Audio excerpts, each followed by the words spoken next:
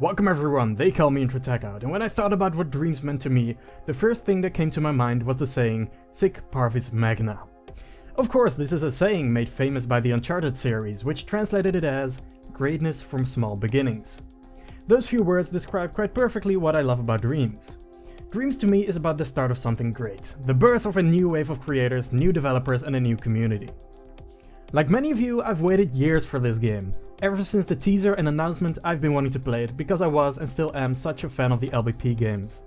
So when I didn't get into the beta last year for dumb reasons, it really pissed me off.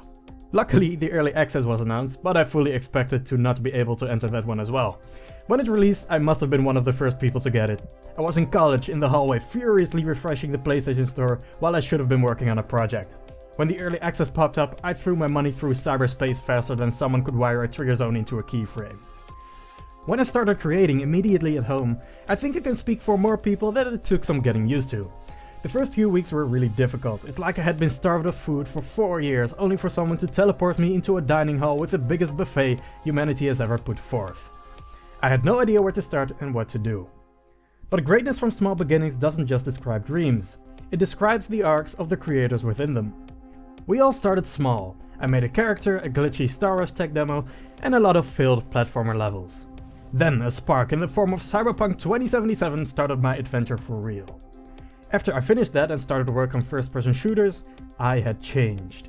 Like so many of us, I'm now properly addicted to dreams. It has become the only game I play, and I play it almost every day I have the time for it. But in dreams, greatness is not objective, it's relative. I thought that I had achieved greatness when I shot a target with my new FPS template for the first time. I thought that I had achieved greatness when I created my first shooter, Arena of Shadow. I thought that I had achieved greatness when I made proper enemy AI. But every time I thought things couldn't get better, they got better. A lot better. This constant cycle of creating better and better stuff is the reason why dreams is so addicting. This progression, however, is just part of what I love about dreams. Another part is the act of creation itself. Every project, no matter how great, starts with an empty scene and an idea, and only through experimentation, failure and perseverance, greatness will slowly emerge. This from nothing to everything arc is not just present in the creators, the creations and the community. It will eventually describe dreams as a whole. To start wrapping things up, I, like probably a lot of the folks in dreams, love the fantasy of video game development, but not the reality. I would like to make games, but I don't want to compete with the thousands of other people who have the same desire only to land at a company where you're worked into the ground and exploited. Dreams is that idealized fantasy version of video game development. Programming is not a barrier anymore. Assets you can take from the community, you have complete freedom over your work hours and complete creative control. Talking about the community, that is the last big thing that makes Dreams special to me. See, this is the first time for me that I'm part of a community like this, but I love it. It feels like we're all in this together, including the developers. Media Molecule, and I guess Sony as well, should really be commended for allowing all the different personalities inside this amazing studio to shine, instead of making them an extension to the PR machine. That brings me to this. Even though I sadly missed the beta, I feel it doesn't matter anymore.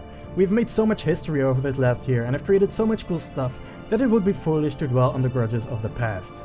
Right now, we are one big army charging into the unknown with the best cohesion one could hope for.